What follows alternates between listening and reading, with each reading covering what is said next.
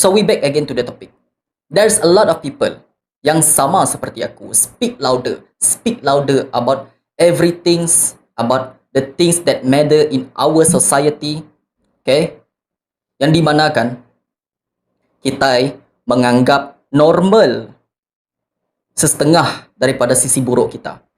Sampaikan ada beberapa bulan yang lalu, okay, kes-kes yang nak masuk akal bak aku, bahkan aku I am flabbergasted. Agi nyadi ke bak tahun tu tadi? Tu adalah tahun 2026. Uji dia try research baru. Okay, bahkan dia masuk di dalam berita kita, berita I don't know lah. Okay, berita somewhere. Aku ngan nyebut nama brand. Masuk di dalam berita, laki tu berbangsa Iban ngambil gambar Indo dalam jamban, more specifically di Miri. Yang ngambil gambar Indo, okay, dalam jamban, ditangkap basah oleh orang sekitar ya. Aku nak nemu lah, kena kapak gambar Indo-nya, okay.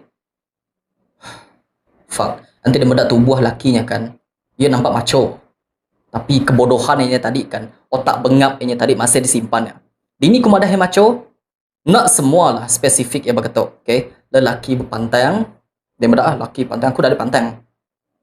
Ya pantang nanti nak silap dini, nanti laban yang nguyang garis piat tau. I think lengan kiri ya, okay, berpantang. Bro, nanti dia mendak video tau kan, aku bercakap ke dia. Okay, aku bercakap dengan kebodohan dia. Okay. Utai tu kesnya di Bab Miri, more specifically di Bekenu, salah satu kedai makan di Bekenu, di dalam jamban kedai makan Bab area Bekenunya tadi, okay. Untuk nama dia ngambilnya sebenarnya. For what? So girls, okay, please stay alert dengan orang di sekitar dia, because we do not know tentang orang boleh anytime je kak jahit ngode, okay. So make sure diri dempu kan dek jaga keselamatan diri dempu mana-mana, okay.